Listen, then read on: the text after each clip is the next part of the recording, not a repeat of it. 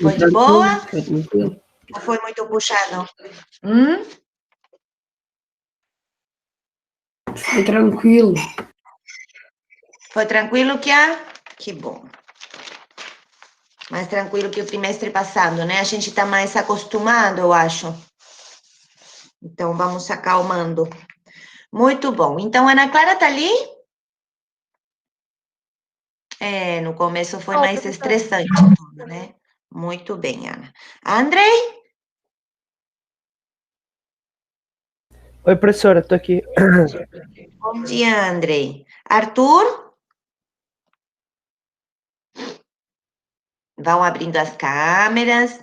Arthur? Não. Bernardo tá aqui. Daniel? Foi. Davi?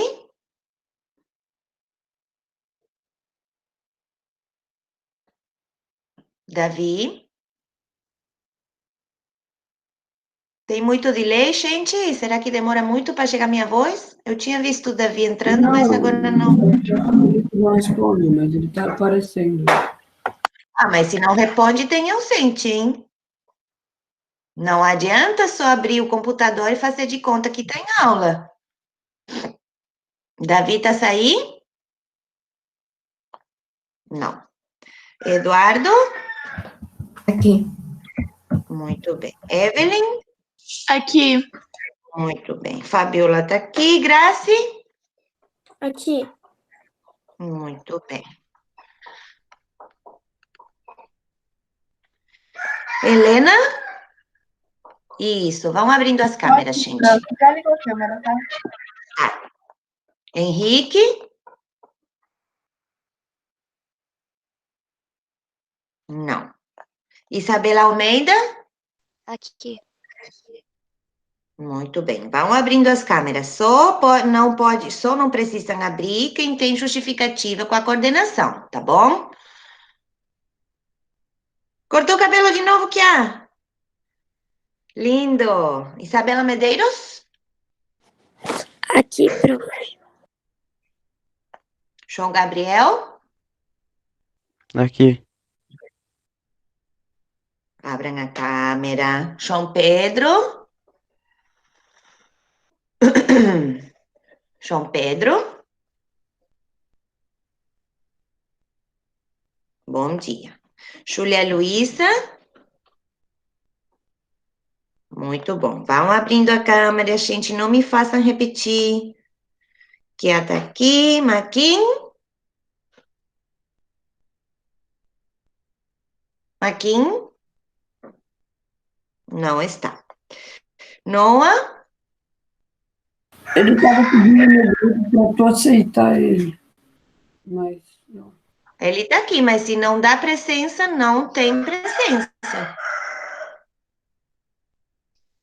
Eu não vou dar presença para um ícone na tela do computador. Eu vou dar presença para o aluno que está presente. O Maquinha, ele mandou no grupo da sala pedindo para tu aceitar ele. Ele já está aqui dentro, só que não está respondendo. Valeu, Quando Evelyn. ele responder, eu dou presença. Tô aqui, prof. Bom dia. Bom dia. Noah? Aqui. Pedro Blom? Aqui, já ligou a câmera. Pedro Santana? Aqui. Ai, que bom que tu colocou um e-mail que dá para entender que é você, Pedro. Obrigada. Pedro Santana tá aí? Muito bem. Sofia?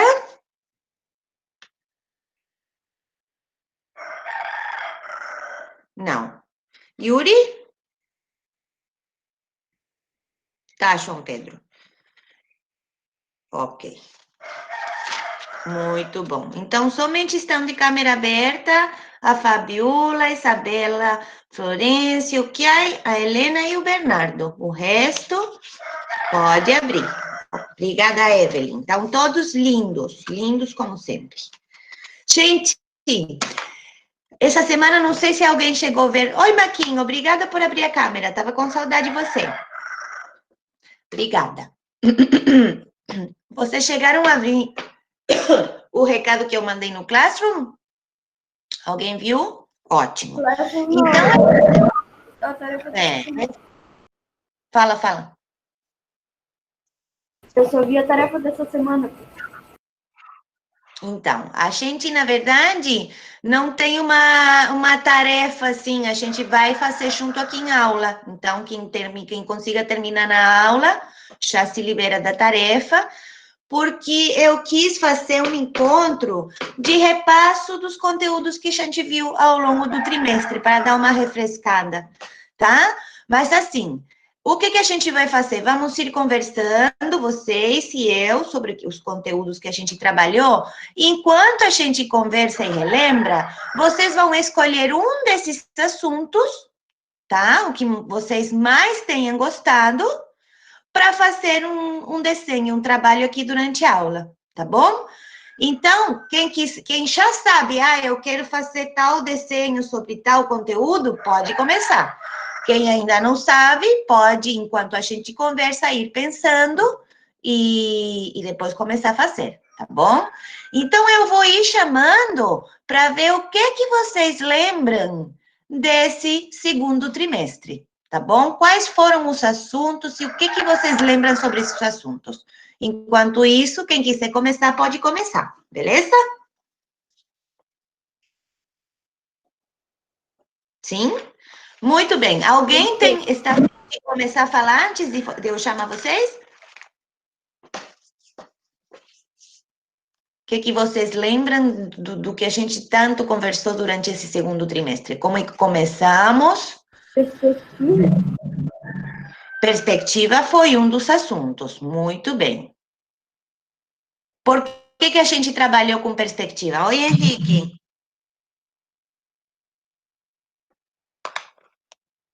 Por que a gente trabalhou tanto com perspectiva durante esse trimestre? Para poder aprender a profundidade, essas coisas, tipo um quarto. Sim. Muito bom, Ana. Desde deixar que ele é um conteúdo por si mesmo, né? Uma técnica de desenho em 3 dimensões, para criar a ilusão de 3 dimensões. A gente pode fazer isso simplesmente fazendo um desenho de observação ou levando em consideração certas regras que foram descobertas quando? Essa técnica. No Renascimento. Muito bem, Helena. A gente puxou o assunto da perspectiva porque a gente vinha estudando o Renascimento. Então, no Renascimento essa foi uma das grandes mudanças que aconteceram a respeito de quando? De que período? Que estava... Oi? Idade Média? Muito bem, Maquin. Uma grande diferença entre o Renascimento e a Idade Média. Porque como se desenhava na Idade Média, Maquin, você lembra? E o que se Eles desenhava? desenhavam mais os deuses, assim, mas... Ah, não. Os Isso. santos, né? Mais os santos. E eles sempre faziam um desenho bem realista. E às vezes, tipo, o desenho era realista, mas a realidade onde se passava, não. Tipo, um anjo voando numa concha, eu acho que é alguma coisa assim. Não, mas aí, tudo bem, mas aí você está confundindo o Renascimento com a Idade Média. Então, os anjos e né, voando, você acha que está lembrando da Vênus de Botticelli, Maquin? E esse era já um artista do Renascimento, né? E aí, no Renascimento, é que eles começaram de novo a desenhar de uma maneira mais realista, mais naturalista. Mas na Idade Média, as pessoas eram representadas de maneira realista? Ou eram todas parecidas umas com as outras? Era mais parecido com os desenhos de hoje em dia. Eram mais esquematizados, né? Mais simplificados. Não podiam se parecer ao ser humano na Idade Média. Né? Eles tinham que ter uma aura de santidade, uma coisa distante. Então, na Idade Média, não era nada naturalista. tá? Claro, havia um certo respeito às proporções, você entendia que isso era uma pessoa e tal, né? Mas não havia uma preocupação por desenhar musculatura, por desenhar uma postura física, sabe? Era uma coisa assim, bem alinhada, sempre esquematizada, sempre igual. Não havia, eram todos parecidos entre si, o que a gente chama de ícones religiosos, né? Maria, mãe de Jesus, Jesus, certo? E havia perspectiva na Idade Média?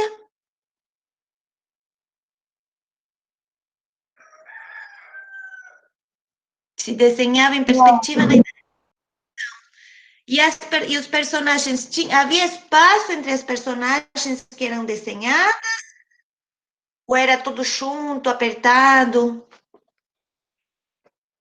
Tudo bem, enfim, a pessoa. Muito bem, sem noção de espacialidade, né? Era só para. Qual era a função da arte na Idade Média?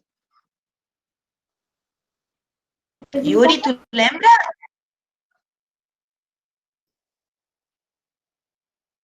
Yuri?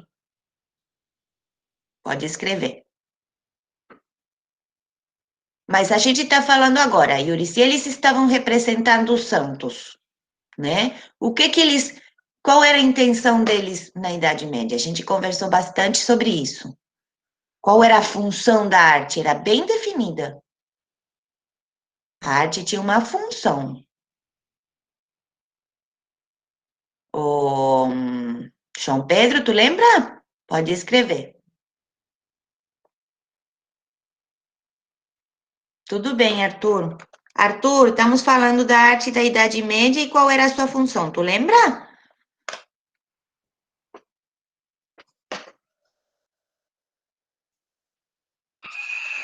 João Pedro, você lembra?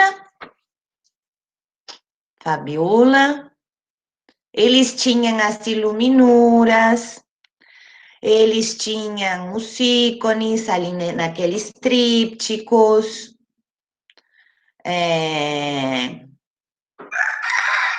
Que mais? Eles tinham os mosaicos. O tema era sempre o mesmo, certo? Se o tema era sempre o mesmo, a quem servia a arte? Pensem, não precisa nem lembrar o que a gente conversou tanto, mas pensem. Se o tema era sempre... Religião? Oi? A religião? Claro, ele servia a religião, que no caso era qual religião ali na Idade Média do que a gente estudou? Católica. O cristianismo, né? O catolicismo, o católico apostólico romano. No começo era um cristianismo mais que veio dali, né? Depois é que a igreja, que o cristianismo começou a ter diferentes vertentes, mas naquela época era aquele que nasceu em Roma, certo? Por isso que a gente chama católico apostólico romano, tá? Então, a função da arte... Fala, Helena. Tinha uma época que a minha avó, ela me chamava de católica apostólica romana. Porque quando eu fui para Portugal, eu queria entrar em todas as igrejas para olhar. Então ela começou a me chamar assim. Ai, deve ter sido tão linda essa viagem, Helena. Eu ia ficar louca também para entrar em todos os lugares. Deve ser um clima muito especial, né, Helena? Tantos anos de história num prédio, né, naquelas dimensões, que a gente para pensar como é que será que eles construíram aquilo naquela época, sem as ferramentas que a gente tem hoje em dia, né? Uma viagem na máquina do tempo, eu acho, que visitar esses prédios. Que legal que você conseguiu fazer essa experiência. Então, eu fui batizada católica apostólica romana, né? E aí, minha avó, que é muito católica, me levava sempre na missa, aos domingos, na igreja, né? Depois eu tomei a comunhão e tal, depois eu escolhi outro caminho, né? Mas lá na Argentina, o catolicismo, na América Latina em geral, né? O catolicismo é bem predominante. Agora que já abriu mais para outras vertentes do cristianismo. Mas a igreja ainda detém um grande poder, né? Nós temos o Vaticano, nós temos um Papa, todo mundo sabe quem é o Papa, né? Então, é uma figura que é uma entidade, uma instituição que ainda tem importância e tem uma certa visibilidade, né? Nós comemoramos o nascimento de Jesus, mas não só nós, né? Ou todos os cristãos comemoram. Então, gente, se servia a igreja e o povo, lembram que o povo sabia ler e escrever? O povo mais simples. Tinha escolas naquela época? Não. Então, o acesso à educação para quem era? Quem podia fazer?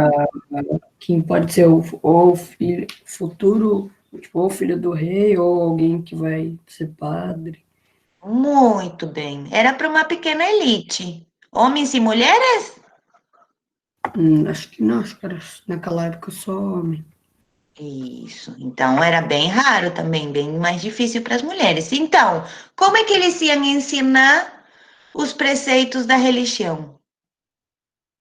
Como é que eles iam contar a história de Jesus para as pessoas que não sabiam ler e escrever? Não podiam ler a Bíblia? Imagens, Muito desenho. bem. Então, a função da arte, qual era? Era contar as histórias para essas pessoas que não sabiam ler. Muito bem, ensinar. Era pedagógica a sua função, ensinar, né? Mostrar, publicitar, se vocês quiserem fazer propaganda, porque eles queriam que as pessoas acreditassem, porque a igreja se dedicava somente à religião ou tinha outro poder também? Era separada a política e a religião? Não, vocês eram católicos também. E não era. Não. Muito bem, era tudo junto e misturado. Então, eles eram um poder também, um poder de governar, eles tinham muito dinheiro e tinham muito poder de decisão, poder de influenciar, certo? Então, eles precisavam que as pessoas acreditassem no que eles falavam e a arte serviu a esse fim também. Então, teve coisas boas e coisas ruins, né? Muito bem. E depois, então, chega o Renascimento. Como é que é chamada a Idade Média? Vocês lembram? Um dos nomes mais famosos? Idade das Trevas. Muito bem. Por que será que é chamada da Idade das Trevas? Porque tinha muita censura e muito... E também porque não houve muitos avanços científicos na época. Falam que não aconteceu, mas... Muito bom. Tiago, que tu que falou que não conseguiu ouvir? Tu falou alguma coisa que eu não consegui ouvir? Não, falam que a Idade das Trevas que não aconteceu nada, mas aconteceu. Pelo que a gente estudou a história lá, teve que criou o arado, um monte de coisa assim. Legal. Foi o trabalho que a gente fez, que era para fazer, tipo, letras medievais e negócio em volta. Que eu fiz do Black Lives Matter. Sim, muito bem lembrando que realmente alguns avanços houveram, só que quem imperava era a fé e não a ciência, né? Então, houve descobrimentos naquele momento que as pessoas tiveram que pagar caro por ter descoberto, até com a própria vida. Muitos morreram na fogueira, né? Se o que a ciência descobria, o que um homem descobria através da observação, da constatação de métodos científicos, se essa descoberta era contra a fé, contra o dogma, ele morria, simplesmente. A Terra é redonda, a fogueira. Por isso, Idade das Trevas, né? Então, não é que os homens não estivessem procurando a verdade. A gente conversou bastante sobre as mulheres, as bruxas que foram queimadas pela Inquisição, né? Houve cruzadas para converter as pessoas, que não era convertido, morria. Não havia liberdade de escolher como agora. Ah, eu sou católico, eu sou ateu, eu sigo um caminho hinduísta, eu sou protestante, eu sou judeu. Não, né? Não existia essa liberdade. Você devia seguir o que era mandado, e se não seguia, você ia queimar na fogueira e ir para o inferno. Por isso a Idade das Trevas, né? Era uma época extremamente dogmática. Então, chega o Renascimento, e o que é que acontece?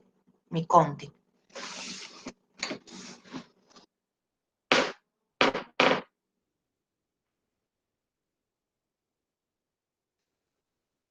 Continua tudo igual?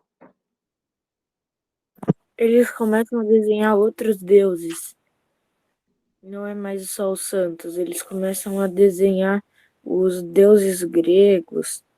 Muito bem, Maquin, muito bem. Eles resgatam aquela cultura que era mais antiga que os tempos da Idade Média. E o que aconteceu na Idade Média que não podia mais se fazer isso? Como é que eram essas estátuas dos deuses gregos e romanos? Eram Eles gigantes. não tinham roupas. E elas não usavam roupa. E elas eram feitas de uma maneira naturalista ou não? Era feito de uma maneira bem realista. Muito bem. Então, como na Idade Média houve censura de tudo aquilo, como foram proibidos mostrar o corpo humano sem roupa, né? Parou de se fazer, mas não é que o ser humano não tinha esse conhecimento. Sabia fazer um corpo bem desenhado, com músculos, com ossos, com movimento, com posturas. Então, no Renascimento, de novo, começam a olhar com admiração para os gregos, para os romanos, para suas produções artísticas, né? Então, se resgata tudo aquilo e também os valores que a Grécia e a Roma trouxeram, né? Na época da Grécia, na antiga Grécia, que surgiu, por exemplo, a filosofia.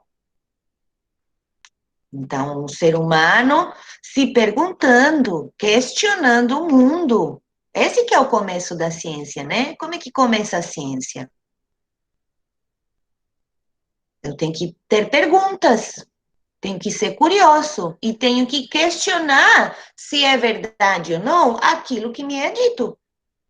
Eu não vou dar nada como se fosse verdade sem tentar constatá-lo, né? Será que a Terra é plana? Eu não sei, eu vou fazer estudos, eu tenho teorias, eu vou tentar constatar se essas teorias são falsas ou verdadeiras. Essa que é a ciência.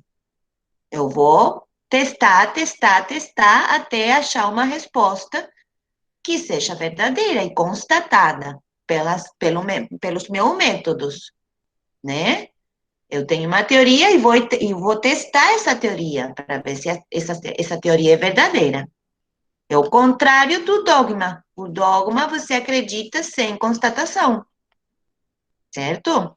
Por isso que Deus é uma questão de fé, né? Eu acredito em Deus, mas eu não posso provar que ele existe. Mas também ninguém pode provar que ele não existe, certo? Então é uma questão de fé. Cada um sente no seu coração, diferente da ciência. A ciência constatou que a Terra é redonda. Como? Por metodologias científicas, né? Mesmo que hoje tenhamos um retrocesso que a gente às vezes compara com a Idade Média precisamente por isso, né? Tanto tempo da ciência constatar as coisas para depois, de novo, de uma maneira dogmática, quererem jogar para trás. Só que agora nós somos mais espertos, né, gente? Temos muitas fontes de investigação, tá? Então, pessoal, a gente realmente, basicamente, estudou a Idade Média, suas formas de representação, quais as técnicas que eles usavam, e mesma coisa no Renascimento. E a gente começou a estudar alguns artistas do Renascimento, e a gente vai continuar durante o terceiro trimestre conhecendo outros, né? Nós estudamos o... Só que isso já entrou no terceiro trimestre, né? A gente estudou já, só que não foi avaliado ainda, digamos assim. Nosso segundo trimestre terminou na semana 21, certo? E depois disso, nós conhecemos a obra de Rafael, a obra de Michelangelo, lembram? E nós vamos conhecer... Nota ainda daquela da criação de Adão, né? Ainda não avaliei, que essa semana foi bem puxada por causa do final do trimestre, sabe? Fazer provas de recuperação, conselho de classe, que foi até mais das 10 da noite. Mas essa semana eu já vou retomar as avaliações, tá? E então a gente vai continuar estudando mais artistas, porque a gente agora no Renascimento começa a ter nomes de artistas. O artista começa a ganhar uma entidade, uma importância, ter um nome e sobrenome, né? Nós conhecemos alguns artistas que foram lá do final da Idade Média, que foi o Giotto, que está ali, né? Que foi, digamos que o precursor, que começou a fazer mudanças. Só que antes dele, na Idade Média, a gente conhece o nome dos artistas que faziam essas pinturas, esses mosaicos, essas iluminuras? Não, eram todos, né, simples artesãos, monges, né? Então, não assinavam os quadros. Eram considerados simples artesãos e não tinham por que deixar assinatura na tela, nos quadros, porque naquela época não existia tela, tá? Era tudo na madeira, um pouco nas paredes, nos afrescos, tá? Não existia tela do quadro como a gente conhece hoje. Não existiam as tintas que existem hoje. Era tudo muito mais artesanal e algumas coisas ainda não tinham se inventado. Tá? Inclusive no Renascimento é que começa todo esse avanço também. Mas, por exemplo, os afrescos de Michelangelo foram todos direto na parede. Então, essa técnica ainda era mais usada, de pintar diretamente na parede, com a parede bem molhada, né? Porque aí a tinta penetra muito, então tem uma grande durabilidade. Imaginem aquelas pinturas que, claro que foram restauradas, né? Porque elas tiveram um desgaste, tem mais de 500 anos, mas mesmo assim, elas têm uma durabilidade incrível. Talvez se fosse feito de outro, se não fosse feita com essa técnica do afresco, que é bem profunda, aí bem, não consigo ver nada. Vejo, tá se fazendo perspectiva, né, Bernardo? É que com a folha branca e tanto brilho é difícil de ver. Então, no Renascimento, eles se dedicaram bastante a estudar os estudos a estudar o desenho da perspectiva, tá? E teve também outra forma de desenhar em perspectiva, que foi fazer, eles faziam como se fosse um quadrado, sabem aquela técnica que a gente divide em quadrados, uma coisa pequena, para depois fazer os quadrados maiores e conseguir fazer grande? Vocês já viram? Vamos supor, eu tenho um desenho nesse tamanho, né? Vocês estão me vendo que eu não estou me vendo? Aí, o que eu faço? Eu vou dividir esse... Sim, prof, a gente está vendo você. Aí eu vou dividir isso aqui em quadrados de, sei lá, 5 por 5, certo? E eu quero esse desenho que eu tenho aqui, vamos imaginar que tem um desenho, fazer no muro, tá? Então, eu vou dividir aqui E eu vou fazer os quadrados no muro, vou fazer também 6 quadrados no muro, só que em vez de 5 por 5, eu vou fazer de 50 por 50 esses quadrados, certo? Então, eu vou ter como guia. Muito bom, bem, agora eu consigo ver. Então, eu vou levar como guia o que está no quadrado número 1, eu vou desenhar no quadrado número 1, só que bem maior. Isso é uma técnica para a gente poder copiar e mudar as dimensões de uma coisa. Isso nos facilita. Tem muitos grafiteiros que usam essa técnica para poder preservar, sobretudo quando são desenhos muito realistas, muito naturalistas, que precisam, né, conservar as proporções certas. Se é um desenho abstrato, não tem muito problema não, mas se eu vou desenhar corpo humano, né, numa dimensão tão grande de um muro, onde o artista perde até a noção da perspectiva, porque não consegue se afastar para ver, se não imaginem um artista que está num prédio enorme. Lembram que eu sempre digo, quando vocês pintam, se afastem, olhem de longe, que aí de longe vocês percebem, se eu estou aqui perto, eu não consigo ver o todo, né? De repente eu estou fazendo uma mãozinha pequenininha e outra gigante, e eu não estou nem me dando conta, porque eu preciso me afastar para ver. Só que o grafiteiro, ele não vai conseguir, porque ele está trabalhando num prédio enorme, vai ter que descer do andame, descer daquele caminhão que eles sobem para pintar. Então, tem que ter, alguns precisam ter essas guias. Ô, prof, Fala bem. cadê ali o elevado ali do Carianos? Aham. Não o do Carianos, aquele da costeira, sabe? Sim. Então, ali, tu sabe que nele, quando tu vai pro Carianos, tu consegue ver que tem uns grafite ali, né? Daí eu tinha visto as pessoas fazendo os grafite, eles estavam nos andaimes, essas coisas, cheio. E precisa de uma estrutura, né? Por isso é caro também fazer essas coisas grandes. Pelo custo da tinta, que é uma quantidade absurda, e pela estrutura que se precisa para eles poderem subir, né? Um baita de um trabalho, bem difícil. Então, as 9:10 que termina a nossa aula, só para fechar essa questão, que nasceu no Renascimento. Porque o que faziam os artistas? Botavam uma pessoa assim de modelo, numa posição bem difícil de desenhar em perspectiva. Aí eles faziam esse quadrado, dividido em quadrados, com arame, né? Para ficar transparente. Então, o artista tinha aqui o arame na frente da pessoa que queria desenhar e tinha essa noção do que ia em cada quadrado, né? Então, olhava para a pessoa e desenhava.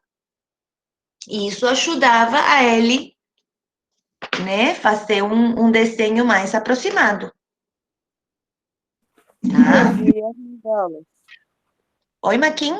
As mandalas. As mandalas, você está falando das rosetas, né? Essas são da Idade Média. Tá? Eu desenho uma roseta para aula. Ótimo, ótimo. A roseta era algo bem comum, né, Maquin, na Idade Média. Estava presente em todas as igrejas, né? Uhum. E era bem elaborada, feita de vitral, que era uma das técnicas que se usaram muito na Idade Média, para criar aquele clima, né? A Helena viu, a luz passando pelos vitrais vai criar toda uma atmosfera dentro daquele lugar, né? Então, sim, as rosetas, que eram mandalas, eram bem características da Idade Média. Só que as mandalas é uma coisa que a gente percebe que estão presentes em diferentes culturas do mundo, como se fosse um símbolo que todos os seres humanos em diferentes lugares do planeta tiveram necessidade de fazer, tá? Inclusive, a gente conheceu o trabalho que eu já esqueci de novo, sempre esqueço o trabalho daquela mulher que trabalhou no hospício. A gente falou com vocês, né? Conversou sobre isso. Uma psiquiatra, mulher, que teve que lutar e que ela descobriu que as pessoas com desequilíbrios mentais tendem a desenhar mandalas, porque a mandala traz um equilíbrio para a gente. Então, é muito terapêutico a gente desenhar as mandalas. Nos traz equilíbrio, harmonia, porque, né? O que está do lado está do outro, o que está em cima está embaixo. Então, tem ritmo, tem simetria. Eu me esqueci de novo o nome dela. Não sei por que eu não consigo gravar o nome dela. Mas ela lutou contra o eletrochoque, contra técnicas que eram bem torturantes na época. Foi a única mulher naquela turma que era mulher dentro dos psiquiatras, né? O trabalho dela é muito valioso. Gente, bateu o sinal. Tudo bem? Fico feliz com vocês, estava com saudades. Eu desejo... Obrigada, Maquinha, até mais. Desejo uma ótima semana para vocês, tá bom? Tchau, prof. Tchau, prof. Tudo de bom, se Obrigado cuida. pela aula. Obrigada eu pela presença.